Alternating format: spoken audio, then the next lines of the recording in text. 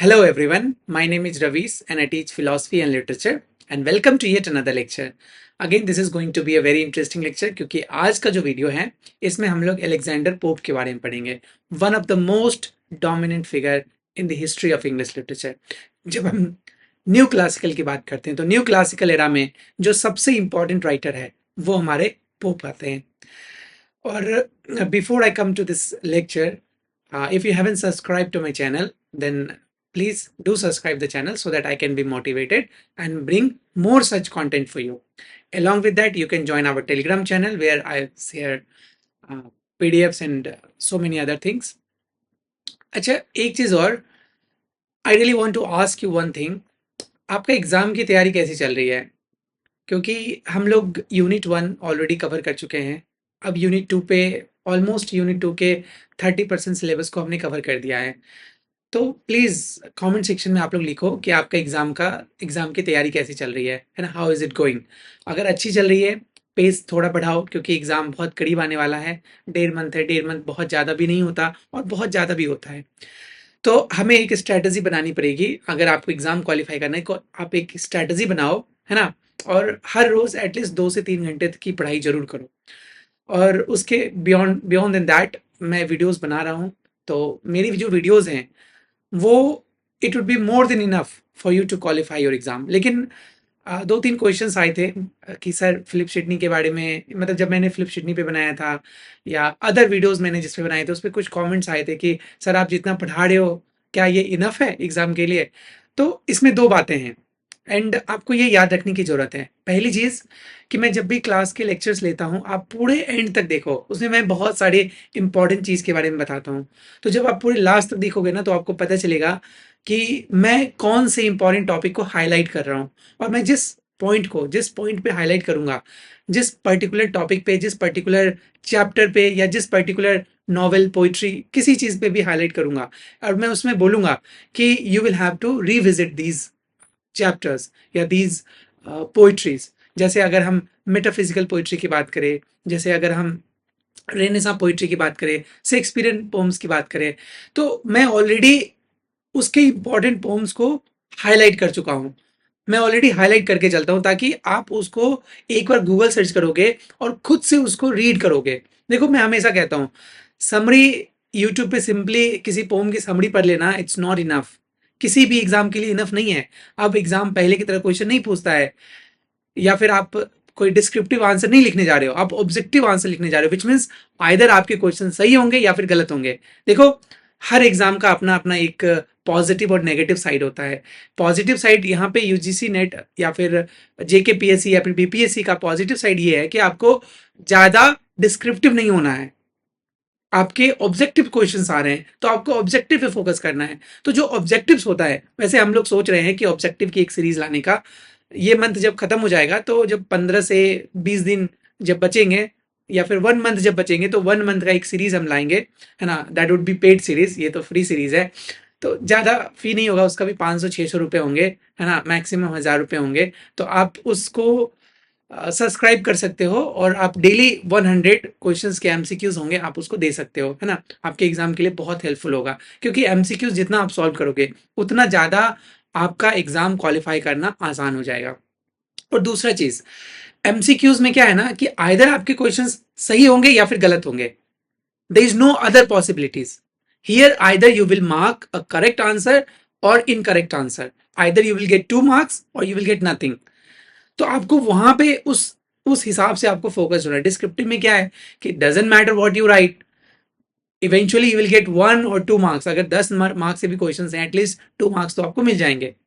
लेकिन ऑब्जेक्टिव में आपके या तो 2 मार्क्स मिलेंगे या तो नहीं मिलेंगे.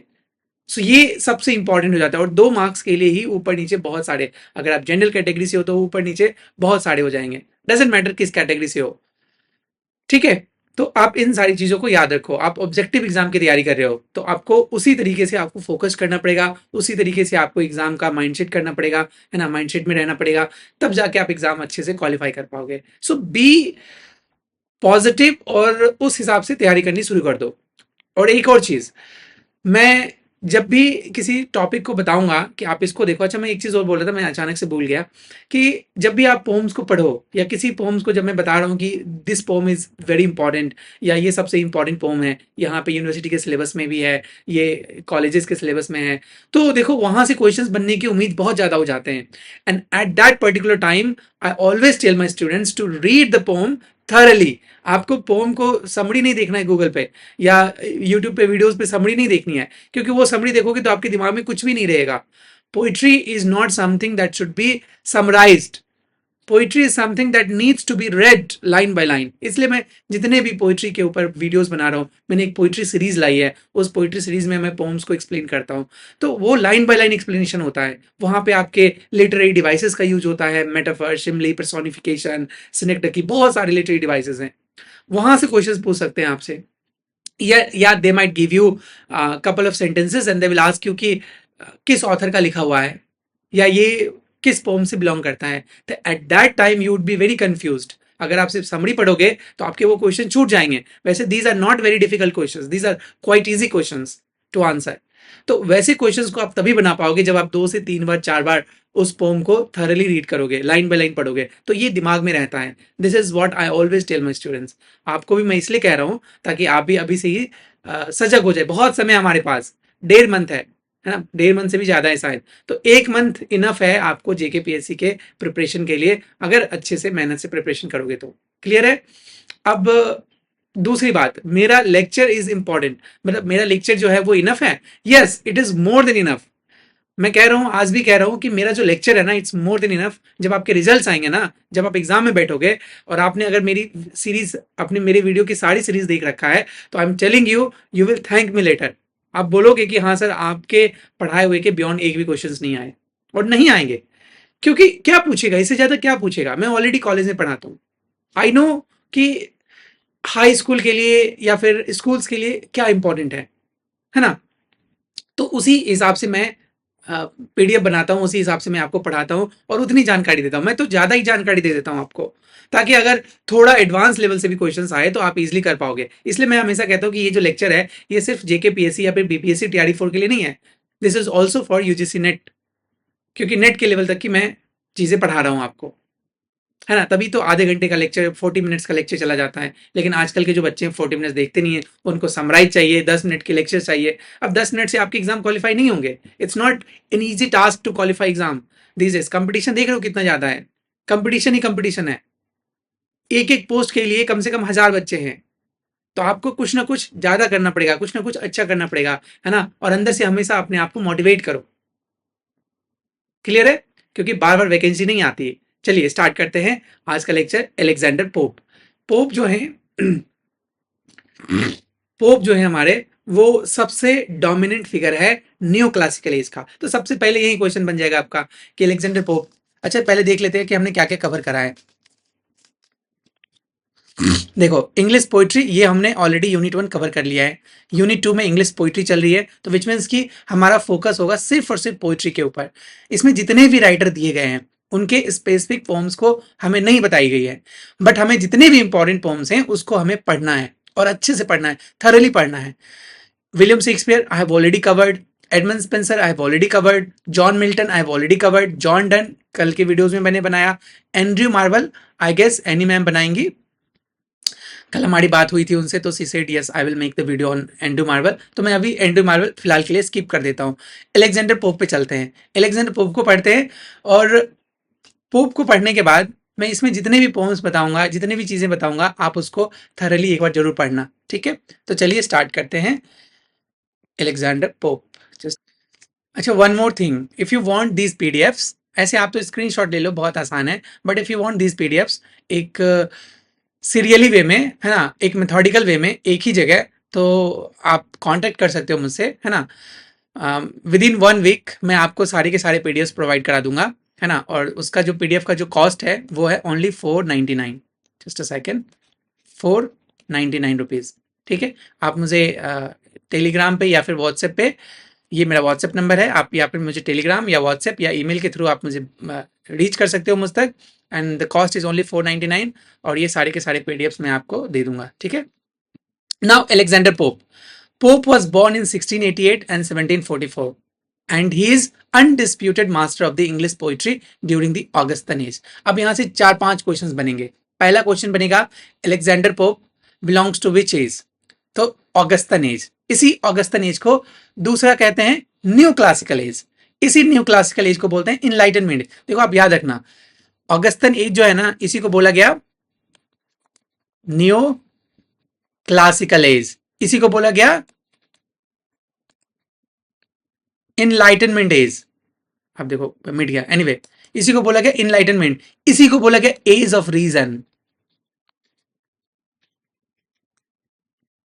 तो इसी एज को ये सारे के सारे नेम से जाने जाते हैं. तो कंफ्यूज बिल्कुल भी नहीं होना है. New classical age, enlightenment age, age of reason, age of prose और अलेक्जेंडर पोप का एज है ना, एज ऑफ पोप या फिर ऑगस्टन एज, ये सारे के सारे एज इसी को बोला जाता है. अब एक एक करके समझते हैं. पोप का एज इसलिए बोला जाता है क्योंकि pope is the dominant figure. New classical as इसलिए बोला जाता है क्योंकि क्लासिकल्स को ये लोग कॉपी कर रहे थे, विच मीन्स कि जो क्लासिकल की लिखने का जो तरीका था, उस तरीका को इन्होंने अडॉप्ट किया था. अब हम लोग आगे देखेंगे कि क्लासिकल का लिखने का तरीका क्या था. इनलाइटनमेंट एज इसलिए भी कहते हैं क्योंकि this was the age when literature, philosophy and everything was flourishing. Science, literature, philosophy, art, culture, everything was flourishing और बहुत सारे डोमिनेंट फिलोसफर्स आ गए थे, है ना. इसलिए इसको बोला गया इनलाइटनमेंट, विच मीन्स कि ये जो एज था ना, इनलाइटन हो गया था. किससे? नॉलेज से. जैसे नॉलेज को एपिस्टीम भी बोला गया है, वैसे आपको याद नहीं रखने की जरूरत है. अब यहाँ पे दो तरीके के बहुत डोमिनेंट फिलोसफर्स थे. पहला ये था एम्पिरिसिस्ट फिलोसफर और दूसरे थे रैशनलिस्ट फिलोसफर. जो एम्पिरिसिस्ट फिलोसफर थे उनका मानना था कि जो हमारी थिंकिंग है, ऐसे मैं लिख देता हूं, आप कंफ्यूज हो गए ज्यादा. एम्पिरिसिस्ट, यहीं से एम्पिरिसिज्म बना है, पूछ सकता है क्वेश्चन एग्जाम में. और दूसरा रैशनलिस्ट. ठीक है. तो एम्पिरिसिस्ट जो थे, एम्पिरिसिस्ट फिलोसफर जो थे, उनका मानना था कि हम जो भी चीजें जानते हैं लाइफ में, है ना, वो अपने सेंसरी एक्सपीरियंस के थ्रू समझते हैं.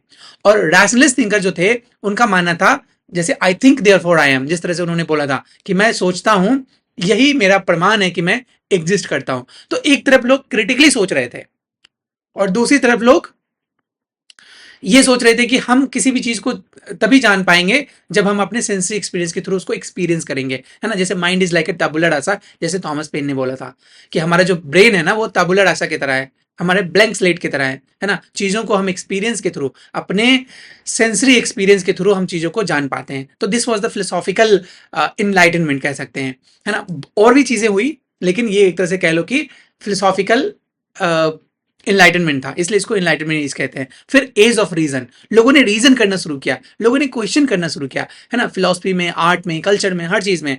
तो इसीलिए इसको इतने सारे नेम से जाने जाते हैं, इसलिए आपको कंफ्यूज बिल्कुल नहीं होना है. नाउ अलेक्जेंडर पोप का थोड़ा बायोग्राफिकल स्केच देख लेते हैं. He was born on May 21, 1688, Lombard Street, London, है ना.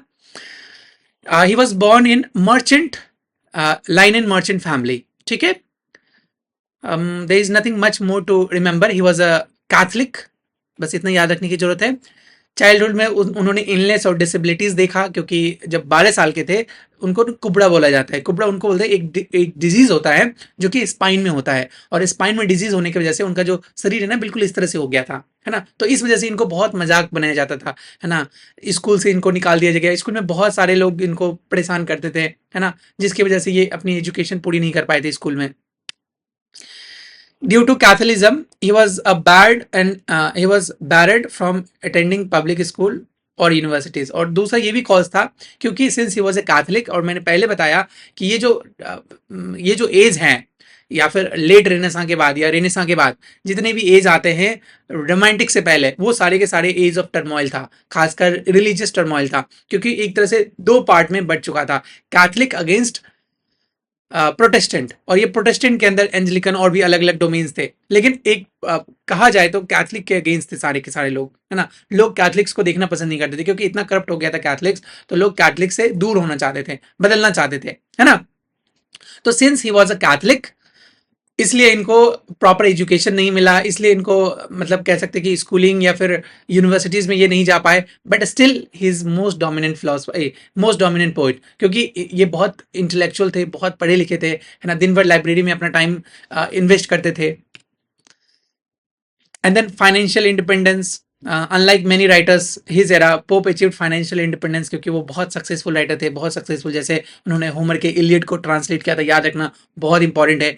होमर को इलियड, बस इतना ही आपको याद रखना कि इसमें से इस तरह से क्वेश्चन आएगा, who among these author translated होमर्स Iliad, बस आपको याद रखना है इतना ही, अलेक्जेंडर पोप। उसके बाद ट्विकहम विला, वहाँ पे उन्होंने रहा। फिर लिटरेरी फ्रेंडशिप राइवल्स, जैसे central figure in literary critics, a close friend of Jonathan, he was a close friend of Jonathan Swift, John Gay, doctor Arbuthnot, है ना। यहाँ से डॉक्टर अर्बुथनॉट पे उन्होंने एक लेटर, एक ऐसे भी लिखा है। तो कह सकते हैं कि these were some of the closest friend and rivalries. ये डॉक्टर अर्बुथनॉट उनके राइवल थे। और जोनाथन स्विफ्ट के बारे में तो आप जान ही रहे हो, है ना। डेथ इनका हो गया था मई 30 को 1744 में, ट्विकहम में ही उनका डेथ हो गया था। Now let's try to understand the background, Augustan age या फिर उसके लिटरेरी कॉन्टेक्स्ट को। कहता है कि there was a political stability, धीरे धीरे पॉलिटिकल स्टेबिलिटी होनी शुरू हो गई थी। और पोस्ट ग्लोरियस रिवॉल्यूशन की बात हो रही है यहाँ पे, मतलब रेनेसां के बाद की बात हो रही है। यहाँ पे पॉलिटिकल स्टेबिलिटी थी क्योंकि रेनेसां के समय जब एलिजाबेथन आई, एलिजाबेथ के समय पॉलिटिकल स्टेबिलिटी हुई। फिर धीरे धीरे पॉलिटिकल स्टेबिलिटी की डिक्लाइन होना शुरू हो गया। लेकिन जैसे ही चार्ल्स द सेकंड गद्दी पे आएंगे, वो दोबारा से क्या करते हैं, पॉलिटिकल जो टर्मोइल है ना, उसको धीरे धीरे स्टेबल करते हैं।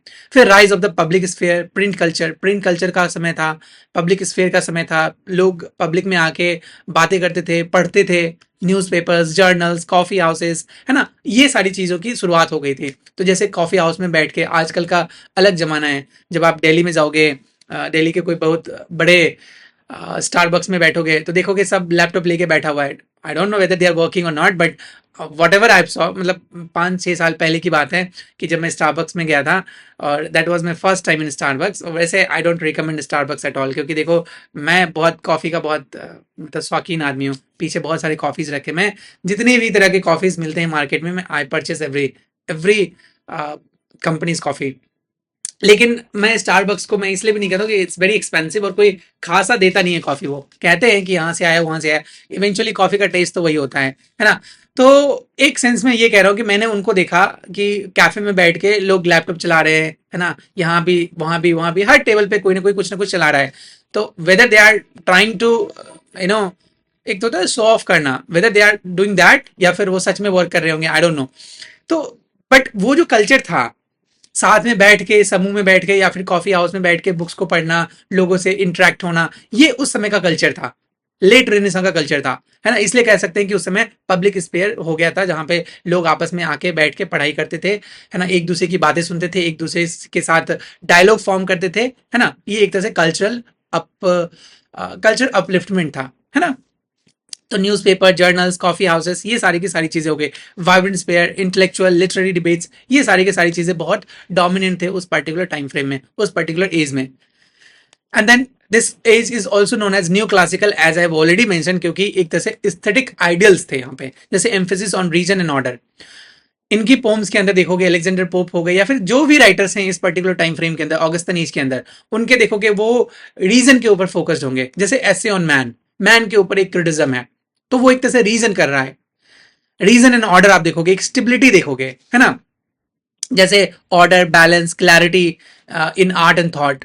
फिर इमिटेशंस ऑफ द एंशियंट्स, इसलिए इनको न्यू क्लासिकल बोला गया क्योंकि they were imitating the ancients. जितने भी एंशियंट राइटर्स थे, है ना, चाहे ग्रीक के या फिर रोमन के ऑथर्स, जैसे होमर, वर्जिल, हॉरेस, है ना, Juvenal, so they were trying to copy them, they were trying to get inspiration from them. So उनकी जो लिखने का जो स्टाइल था, वो इंस्पिरेशन कहाँ से मिला हुआ था, वो इमिटेशन कहाँ से ले रहे थे, न्यू क्लासिज्म से, मतलब क्लासिज्म से ले रहे थे। अब देखो, इमिटेशन से कंफ्यूज नहीं होना है, कोई डिफिकल्ट टर्म नहीं है। अगर आप लिटरेचर से बिलोंग करते हो तो I am pretty sure you are aware of the imitation. Imitation का सिंपल मतलब है किसी चीज से इंस्पिरेशन लेना, किसी चीज से कॉपी करना। जैसे प्लेटो ने बोला था कि आर्ट जो है, art is the imitation of life. Art, without imitation art can not exist.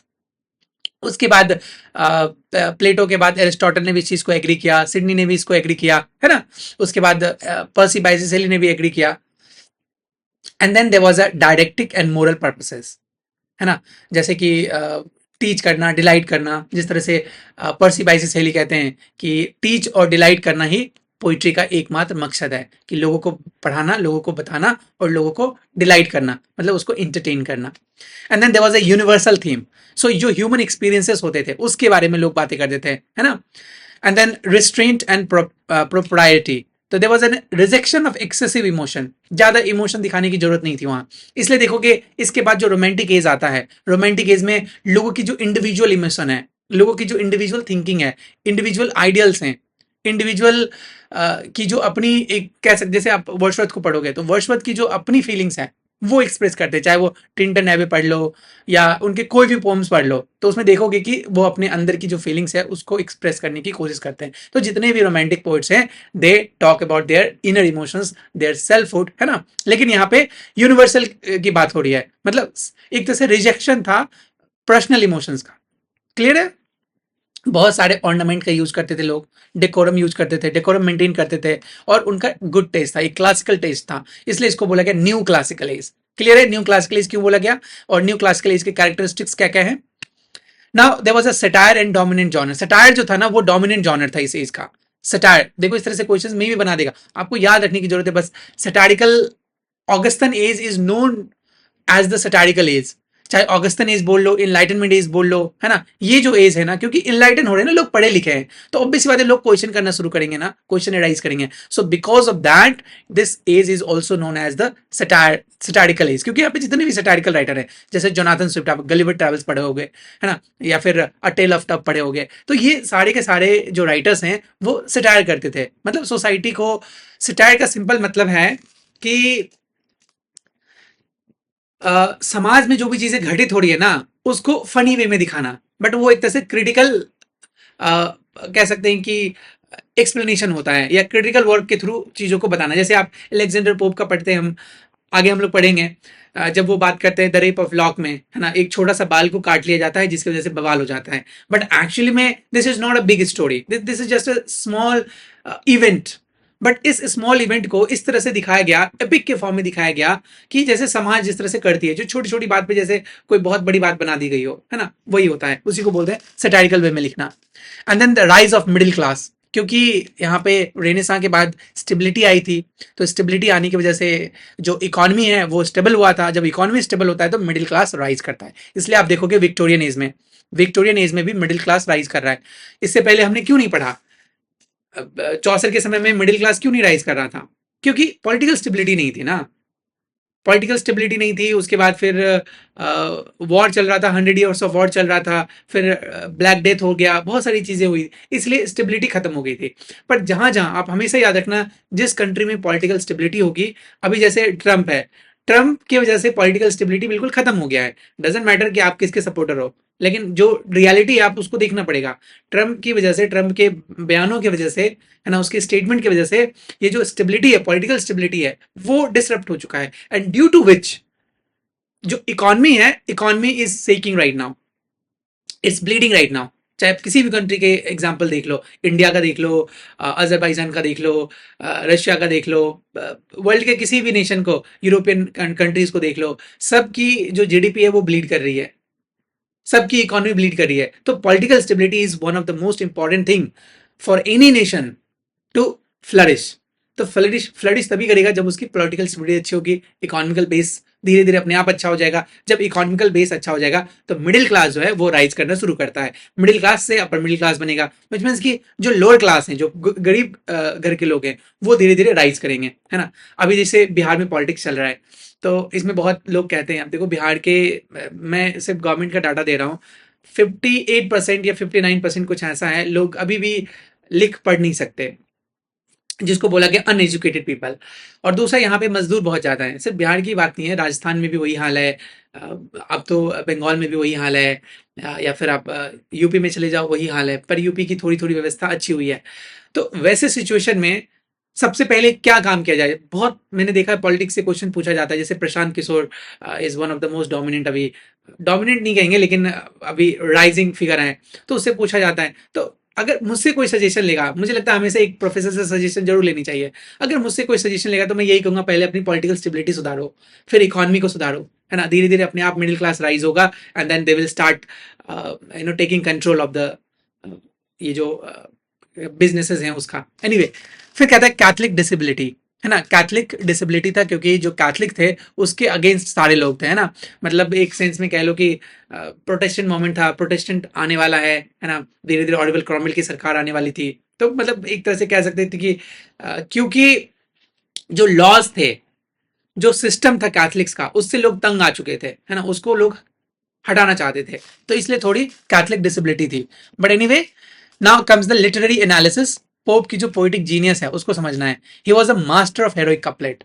देखो क्वेश्चन डायरेक्ट बन सकता है, कौन सा ऐसा राइटर है जो कि जिसने मास्टरी कर ली थी हेरोइक कपलेट में। तो अलेक्जेंडर पोप के जितने भी वर्क्स हैं वो हेरोइक कपलेट में लिखी गई है। अब देखो इस हेरोइक कपलेट से क्वेश्चन किस तरह से बनेगा।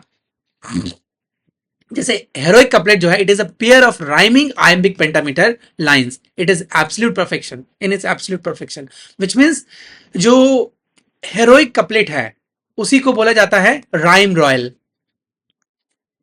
रायम रॉयल, ठीक है। ये जो राइम रॉयल है उसी को हेरोइक कपलेट बोला गया, कंफ्यूज नहीं होना है। और हेरोइक कपलेट में क्या होता है, आयम्बिक पेंटामीटर में लिखा जाता है, आयम्बिक पेंटामीटर। अब देखो आयम्बिक पेंटामीटर में क्या होता है, एक अनस्ट्रेस लेवल होगा और एक स्ट्रेस लेवल होगा, ऐसे बोला जाता है, अनस्ट्रेस स्ट्रेस, फिर अनस्ट्रेस स्ट्रेस, विच मीन्स कि 5 अनस्ट्रेस लेवल होंगे और 5 स्ट्रेस लेवल होगा।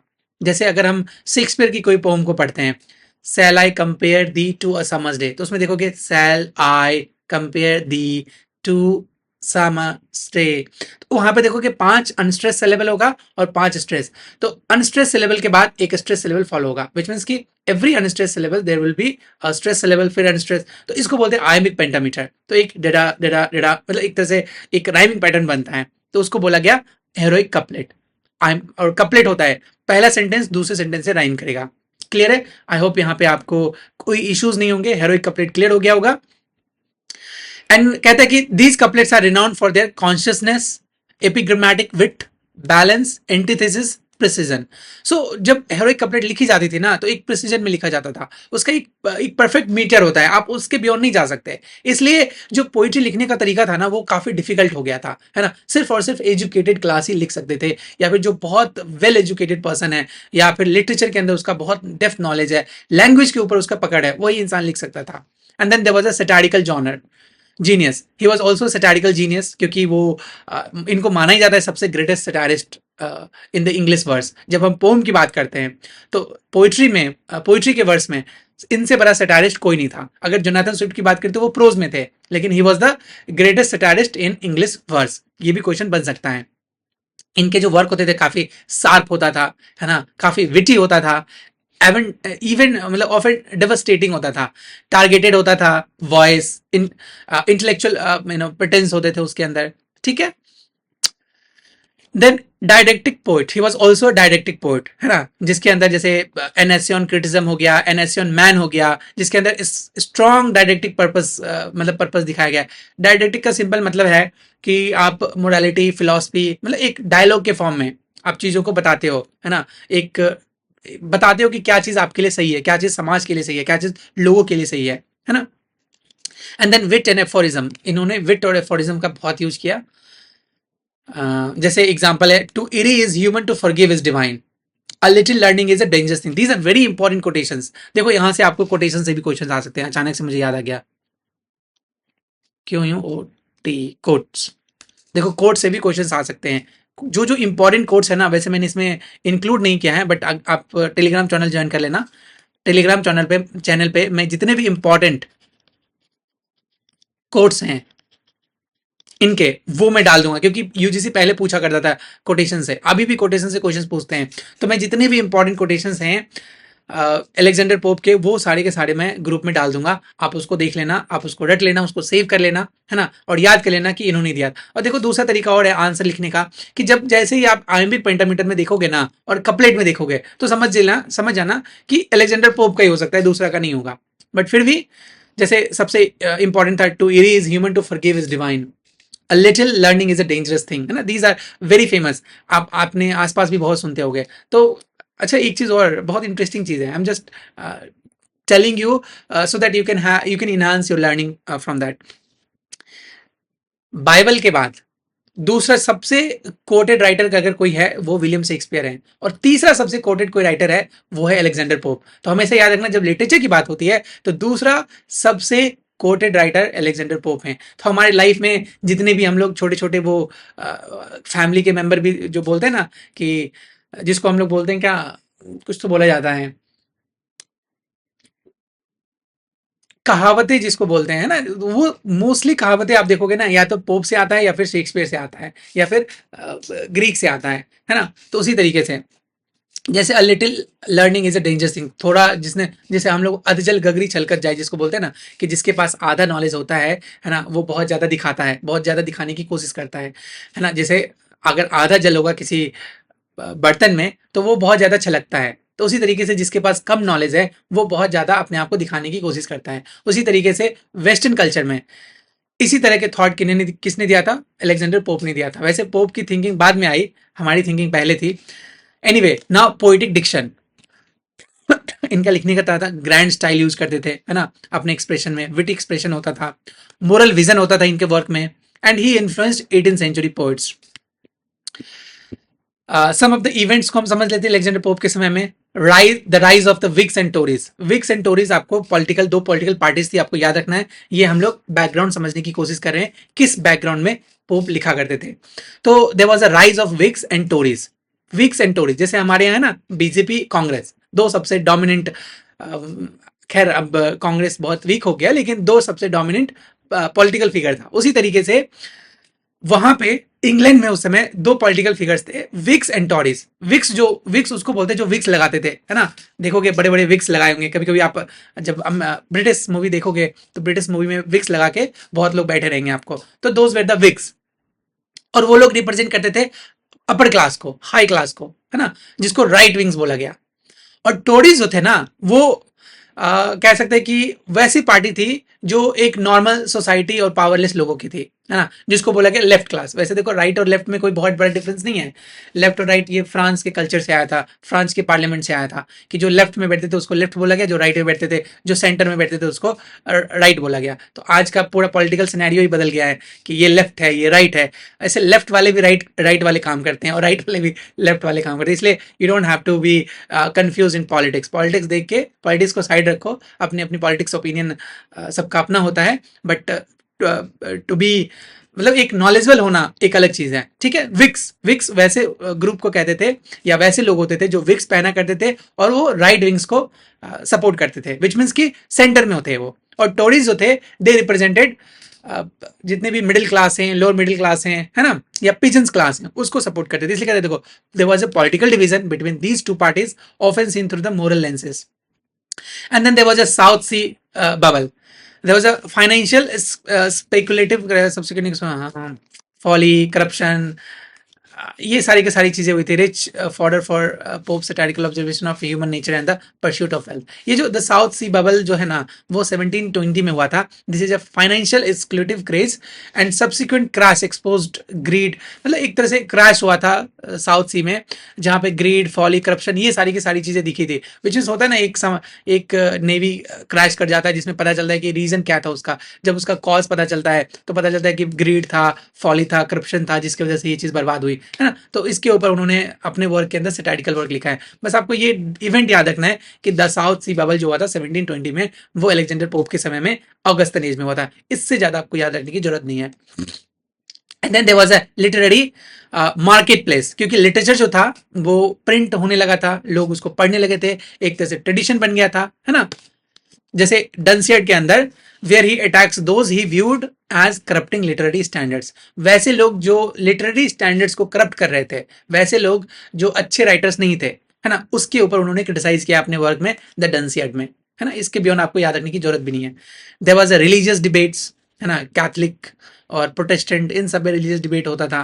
There was an enlightenment, as I have already mentioned, enlightenment जो था वो फिलोसॉफिकल मोमेंट था, मोरल ग्राउंड्स पे बेस्ड था। And then the changing social modes, society बदल रही थी। सुपरफिशियलिटी, पोप का जो सटायर है वो सुपरफिशियलिटी के ऊपर था। जैसे द रेप ऑफ लॉक में देखोगे जो जिस वुमेन की कहानी है, जिस एनाबेला फरमन की कहानी है, वो बहुत रिच घराने की लड़की होती है। देखो आज के समाज में भी ना आप इसको समझ सकते हो। तो इमेजिन करो वैसे रिच एरिस्टोक्रेटिक लड़की के बारे में जो 12 बजे सो के उठती हो, है ना। तो ये एक तरह से सैटारिकल वे में वो दिखाने की कोशिश कर रहे थे कि एक ऐसी लड़की है जो बहुत रिच है और अपने बेड पे अभी भी सोई हुई है, 12 बज चुके हैं, और उसका जो लैप डॉग होता है, देखो यूजीसी नेट ने यहाँ से क्वेश्चन पूछा था उसका लैप डॉग का नाम क्या था, तो वो सॉक, SHOK, सॉक था उसके लैप डॉग का नाम। तो जो लैप डॉग होता है ना वो उसको चाट चाट के, उसके फेस को चाट चाट के उसको उठाता है कि आप उठ जाओ। तो देख रहे हो ना ये जो, मतलब ये जो प्रिंसेस वाला जो बिहेवियर है उसको एक तरह से क्रिटिसाइज कर रहे थे। तो ये जो सुपरफिशियलिटी है, जो अनऑथेंटिक चीजें हैं, है ना, उसके ऊपर क्रिटिज्म था। जो लोग प्रिटेंड करते हैं, है ना, कि मैं अपर क्लास से बिलोंग करता हूँ, मैं इससे बिलोंग करता हूँ। जैसे मैंने अपनी एक सबसे पहली बुक में लिखा था, जब मैं दिल्ली में रहता था, तो मैंने दिल्ली को 2 वर्ड से डिनोट किया है, सोइंकीज एंड रेप्सिलियंस। सोइंकीज और रेप्सिलियंस दोनों वर्ड का मीनिंग अलग अलग ये है कि एक तो ये है कि जो बहुत शो ऑफ करते हैं, सोइंकीज का मतलब जो बहुत दिखाते हैं, बहुत दिखावा करते हैं। जैसे दिल्ली के मेट्रो में अगर आप चढ़ोगे, and I am saying it with my own experiences, है ना, 5 साल मैं दिल्ली में रहा, तो मैंने देखा लोगों को कि जिनके पास पैसे है नहीं, फोन रिचार्ज करने के पैसे नहीं है, लेकिन still they will own an iPhone. और लोगों के जेब में पैसे नहीं है बट स्टिल 10,000 के एडिडास के, उसमें एडिडास का नया शूज आया था सुपरस्टार, तो वो 10,000 के शूज, 12,000 के शूज लोग पहनते थे। आई don't know whether it was copy और इट वाज ओरिजिनल, लेकिन मैंने देखा है, कैंपस में देखा था कि लोग किस तरह से दिखाते थे कि देखो मेरा एडिडास का शूज है, मैंने 10,000 में लिया है, do you know how much does it cost. तो मुझे थोड़ा लगता था कि यार कितना सुपरफिशियलिटी हो गई है। तो बिल्कुल जो आज का दिल्ली है ना, वो उस समय इंग्लैंड था। आई डोंट नो दोनों में कंपैरिजन पॉसिबल है कि नहीं है, लेकिन ऑलमोस्ट सिमिलर कह लो, या मे बी थोड़ा इंग्लैंड थोड़ा ज्यादा सुपरफिशियल होगा उस समय, ठीक है। तो प्रिटेंडेंट, तो मैं वही कह रहा, एक स्विंकीज और दूसरा रेप्सिलियंस। रेप्सिलियंस उसको बोलते हैं जो टांगे खींचता है लोगों का। तो ये दोनों वर्ड से मैंने डिनोट किया था। तो एग्जैक्टली वही चीज इंग्लैंड में हो रहा था, सुपरफिशियलिटी थी, प्रिटेंशियसनेस था, लोग प्रिटेंड करने की, प्रिटेंड ज्यादा करते थे, होते कुछ नहीं थे लेकिन प्रिटेंड ज्यादा करते हैं, है ना। इसलिए देखो कि जो नया नया रिच बनेगा ना वो बहुत प्रिटेंड करेगा कि मेरे पास ये है, मेरे पास वो है, दिखावा दिखावा बहुत करेगा। क्योंकि एक क्लासिकल चीजों को आप देख के समझ जाओगे इसके अंदर क्लास है ना। अब इनके पोम्स पे चलते हैं, कौन कौन सी इंपॉर्टेंट पोम्स है जो आपको समझने की जरूरत है। सबसे पहला ओड ऑन सॉलिट्यूड, बस टाइटल याद रखना है, इसके बियॉन्ड आपसे क्वेश्चन नहीं पूछेगा। Odd on solitude, that's it. ये 1700 में पब्लिश हुई थी, सबसे पहला वर्क है जो कि उतना फेमस वर्क नहीं है इनका। नेक्स्ट है पेस्टोरल्स, जो कि 1704 में पब्लिश हुआ, लिखा गया, और 1709 में पब्लिश हुई। This is a 4 pastoral poems. बस आपको याद रखना है पेस्टोरल पोम्स में 4 पेस्टोरल पोम्स हैं जिसके अंदर स्प्रिंग, समर, ऑटम और विंटर के बारे में, उसके ट्रेडिशन के बारे में उन्होंने लिखा है। दैट्स इट, इसके बियॉन्ड आपको नहीं पढ़ना है। नेक्स्ट है मसाया, अ सेक्रेड इक्लॉग। ये इक्लॉग है जो कि वर्जिल से अडेप्ट किया गया है, बस इतना याद रखना है। और इसके अंदर क्रिश्चियन की प्रोफेसी लिखी गई है। तो Messiah is a work written by Alexander Pope which was publish in 1712। उसका पूरा टाइटल है a sacred eclogue, that's it. इसके beyond you don't have to remember. Messiah full title, and when it was published and written by whom, and this is adopted from which author, तो Virgil के 4th एक्लॉग से। That's it, इसके beyond आपको याद रखने की जरूरत नहीं है। एंड देन विंडसर फॉरेस्ट, बस आपको टाइटल याद रखना है, ठीक है। ये इसमें प्रेज करते हैं किसको, क्वीन एन को प्रेज करते हैं, दैट्स इट। इसके बियॉन्ड आपको कुछ नहीं याद रखना है। Next, ode for music and saint Cecilia's day, बस टाइटल याद रखना है और कुछ नहीं। ये ओड है सेंट सेसिलियाज डे के बारे में, दैट्स इट। नेक्स्ट, और ये सबसे इंपॉर्टेंट वर्क है आपका, देखो मैंने लिख भी दिया है इंपॉर्टेंट पोम, जो कि फर्स्ट वर्जन में 2 कैंटो में पब्लिश हुई थी 1712 में।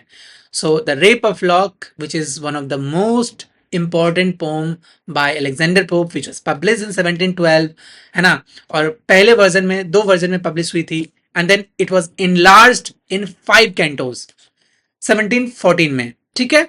ये मॉक एपिक पोम है, एंड पोप का most famous and brilliant satirical poem है, जिसके बारे में अभी भी एक्सप्लेन कर रहा था। जिसके अंदर जो कैरेक्टर्स है, देखो आपको इसका समरी पढ़ लेना, पॉसिबल होगा तो लाइन बाय लाइन समरी पढ़ लेना, ठीक है। मैं पहले कर रहा हूँ, ये बहुत इंपॉर्टेंट है, आपको पढ़ना पड़ेगा, लाइन बाय लाइन आपको पढ़नी पड़ेगी। आप सिंपली गूगल पे जाना, गूगल पे जाने के बाद the rape of lock search करना, the rape of lock search करने के बाद आपको ये जो पोइट्री के बहुत सारे वेबसाइट्स हैं, उस पोइट्री के वेबसाइट से लाइन बाय लाइन पोम्स को पढ़ लेना, ताकि आपके दिमाग में बैठ जाए कि कहाँ पे क्या आया। फिर उसकी समरी पढ़ लेना या लाइन बाय लाइन समरी पढ़ लेना। दिस इज वेरी इंपॉर्टेंट, यहाँ से पूछ सकता है, मैं कह रहा हूँ फिर कह रहा हूँ, है ना। और इसके जो कैरेक्टर्स हैं आपको उसको याद कर लेना है। कैरेक्टर्स कैरेक्टर्स बहुत इंपॉर्टेंट है ना। और कौन सा कैरेक्टर किस इंसान को रिप्रेजेंट कर रहा है ये भी आपको याद रखना है। जैसे ये सैटारिकल पोम है, इसके अंदर जो लॉर्ड बैरन थे उन्होंने क्या किया था, बेलिंडा का बाल काट दिया था, छोटे से जो आगे लटका होता है ना, दो हेयर देखोगे वोमेन जब सजती हैं तो एक डिजाइन होता है, मुझे नहीं पता उसको क्या कहते हैं, तो यहाँ पे दो लॉक था तो उसको काट दिया गया, तो उसमें से एक को काट दिया गया और वो सुवीनियर की तरह रखना चाहता था, जिसकी वजह से ये बवाल हुई पूरी की पूरी मौके पे जिसके ऊपर लिखी गई है। तो लॉर्ड बैरन थे और लॉर्ड बैरन रिप्रेजेंट कर रहे थे पीटर को, लॉर्ड पीटर को। देखो यहाँ पे लिखा है कि नहीं, मैंने शायद नाम नहीं दिया है बट याद रखना, लॉर्ड पीटर को रिप्रेजेंट कर रहे थे कौन, लॉर्ड बायरन। और जो बेलिंडा है वो रिप्रेजेंट कर रही थी एनाबेला फरमन, फरमन, ठीक है। ये दोनों रियल कैरेक्टर्स हैं और ये दोनों रिप्रेजेंट कर रहे हैं इस पर्टिकुलर, क्योंकि ये इंस्पायर्ड हुए थे, इनका एक फ्रेंड था, इनके एक फ्रेंड ने इनको कहानी बताई थी इन दोनों के बारे में, लॉर्ड पीटर के बारे में और लेडी एनाबेल फरमन के बारे में। तो उन दोनों के साथ जो घटना घटी उसको इन्होंने मॉक एपिक के फॉर्म में बैरन और बेलिंडा के नाम से मतलब उस कैरेक्टर को नाम देके उन्होंने पब्लिश किया था इस वर्क को, जिसके अंदर सुपरफिशियलिटी दिखाया गया है, वैनिटी दिखाया गया है, सोशल रिचुअल्स दिखाए गए हैं 18th सेंचुरी के एरिस्टोक्रेटिक सोसाइटी का। तो ये एरिस्टोक्रेटिक सोसाइटी के ऊपर क्रिटिज्म है ना, बस इतना याद रखना है। आप, मैं पहले बोला इसकी समरी जरूर पढ़ना, इसके कैरेक्टर्स को जरूर पढ़ना, this is a very important poem, है ना। अगर आप बोलोगे तो मैं इस पर भी वीडियोस बना दूंगा, 2-3 लेक्चर लग जाएंगे इसको वीडियो बनाने में, but do let me know in the comment section. And then Eloisa, Eloisa and Abelard 1770, इसको याद रखने की जरूरत भी नहीं है, this is epistle poem. Title याद रखना बहुत हो गया, इनफ हो गया, उससे उसके बियॉन्ड नहीं। Elegy to the memory of unfortunate lady 1770 में, याद रखना है आपको ये। This is a lyrical poem lamented for a young woman who committed suicide due to unrequited love and unfamiliar disapproval. बस सिंपल याद रखना है कि एक लेडी के सुसाइड के ऊपर उन्होंने एक पोम लिखा, elegy to the memory of an unfortunate lady, ठीक है। ये भी बहुत इंपॉर्टेंट है, देखो इंपॉर्टेंट पोम मैंने लिख दिया है, an essay on criticism which was published in 1711। An essay on criticism जो है, it is a important poem, a dedicated poem to heroic couplet. Obvious बात, इनके सारे वर्क्स हेरोइक कपलेट में लिखे गए हैं, जिसमें कि आउटलाइन किया गया है Pope's principle of literary criticism. Criticism क्यों इंपॉर्टेंट है, why do we need criticism in our society, why do we need to write criticism. Critics के बारे में उन्होंने क्रिटिसाइज किया है, यूजुअली लोग राइटर के बारे में क्रिटिसाइज करता है, but he is talking about critics, है ना। क्रिटिक को कैसा होना चाहिए, तो एसे ऑन क्रिटिसिज्म में इसी के बारे में बातें करता है। तो it advocates for the common sense classical rules like those of Aristotle and Horace and the imitation of the nature of basis of good writing. मतलब वही है क्रिटिसिज्म के ऊपर, जैसे to it is a human, इसी इसी देखो example पूछ सकता है, to err is human to forgive is divine is taken from which work. तो द एसे ऑन क्रिटिसिज्म के ऊपर लिया गया है, मतलब उस the N essay on criticism से लिया गया है बस। नेक्स्ट है, इन्होंने ट्रांसलेट किया था होमर का इलियड। देखो चांसेस बहुत कम है इस एग्जाम में क्वेश्चन पूछेगा बीपीएससी में या फिर जेके में। अगर आप नेट के हो तो आप जरूर इसको रट लेना क्रोनोलॉजिकल ऑर्डर में, क्रोनोलॉजिकल ऑर्डर में। अगर आप इस चीज़ की तैयारी कर रहे हो तब, नेट की तैयारी कर रहे हो तब, बट अगर बीपीएससी की तैयारी कर रहे हो तो आज तक मैंने ऐसा क्वेश्चन देखा नहीं है कि बीपीएससी में या फिर जेके में पूछते हुए, बट फिर भी आप क्रोनोलॉजिकली इसको पढ़ना, ताकि मे भी क्या पता क्रोनोलॉजिकल ऑर्डर से क्वेश्चन पूछना शुरू कर दे वो लोग, है ना। देखो मैं इतना ही जानता हूँ, ऊपर से लेकर नीचे तक सब करप्ट है ना। मैं हमेशा कहता हूँ कि अगर आप जितने भी गवर्नमेंट जॉब्स हैं चीज़ों को हटा दोगे, सब करप्शन कहाँ है, प्राइवेट में करप्शन है, नहीं है, प्राइवेट में कोई करप्शन नहीं है, बहुत बहुत मिनिमम करप्शन है। अगर आपको सच में समाज को सभ्य बनाना है, करप्शन फ्री बनाना है, आप सारी की सारी चीज़ें गवर्नमेंटल हटा दो, सबको प्राइवेट प्राइवेट कर दो, है ना। देखो चीज़ें व्यवस्थित हो जाएगी, चीज़ें अच्छी हो जाएगी और करप्शन खत्म हो जाएगा। ये जो करप्शन कर रहे हैं, जितने भी करप्ट हैं, एग्जाम किस तरह से लिया जाता है, यूजीसी नेट में जो बच्चे क्वालिफाइड होते हैं, जेआरएफ क्वालिफाइड होते हैं, उनको कुछ नहीं आ रहा होता है। बहुत सारे बच्चे जो हैं वो पैसे देके नेट भी निकलवा रहे हैं, मैंने सुना है, मैंने देखा नहीं है, but I am just telling you. ये तो है। दूसरा ये भी है कि ऊपर से लेके नीचे तक नीट में अभी पता चला ना, पिछले साल नीट की कहानी है, तो लोगों को लगता था कि नीट का क्वेश्चन कैसे लीक हो सकता है, लेकिन पता चला ना पूरा का पूरा बिहार, राजस्थान और एक और जगह मध्य प्रदेश या कहाँ था, या महाराष्ट्र था, वहाँ 3 जगह से ये लीक का घटना घटी है। 3 जगह के लोग थे। तो देख रहे हो ना, ऐसा कोई एग्जाम ही नहीं है जब नीट में हो सकता है, आईआईटी जेई में हो सकता है, बीपीएससी में हो सकता है, पीसीएस, अभी क्या कहते हैं यूपी का एग्जाम हुआ था, यूपी में जितने भी एग्जाम्स हो रहे हैं सब में पेपर लीक की कहानी आ रही है। तो ये जो एग्जाम का सिस्टम है ना, सब करप्ट लोग कर रहे हैं, और सिर्फ करप्ट लोगों के फैमिली ही उसमें जा रहे हैं। समझ पा रहे हो मैं क्या करना चाह रहा हूँ? तो ये जो करप्शन है, पता नहीं किस किस बात पे मैं ये चीज़ बता रहा था, लेकिन बस यही है कि आप अगर गवर्नमेंट गवर्नमेंट सब कोई गवर्नमेंट जॉब क्यों चाहता है? आप खुद सोचो ना, गवर्नमेंट जॉब क्यों चाह रहे हो आप?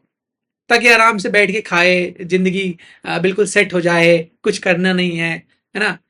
बस गवर्नमेंट के पैसे लेने हैं, बच्चे पालने हैं, बच्चे पैदा करने हैं, आगे लाइफ बनाना है।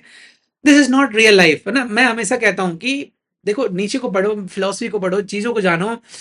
हाँ, ठीक है, गवर्नमेंट जॉब अच्छी चीज़ है, बट वहाँ पे आपके जब मोरल्स गिर जाएँगे ना, जब आपके स्टैंडर्ड्स गिर जाएँगे ना, तो you won't be able to help society, और आप सोसाइटी को कंट्रीब्यूट नहीं करते हो। आप गवर्नमेंट जॉब में बैठ के आप सोसाइटी में कोई भी कंट्रीब्यूशन नहीं करते हो। सबसे बड़े बड़े करप्ट को होते हैं ना, आईएएस आईपीएस होता है, उससे बड़ा करप्ट कोई नहीं होता। लोग कहते हैं कि नेता नेता करप्ट है ना? क्या कहते हैं, एमएलए करप्ट है, एमपी करप्ट है। हाँ, एमपी ज़्यादा बड़ा है तो इसलिए ज़्यादा करप्शन करता है, उससे बड़ा कोई है तो वो उससे ज़्यादा बड़ा करप्शन करेगा। लेकिन अगर रियल में देखोगे ना, देश को बर्बाद कोई कर रहा है ना, आईएएस आईपीएस और ये जो पुलिस सर्विसेज है ना, ये करप्ट कर रहे हैं। सबसे ज़्यादा करप्शन वही है।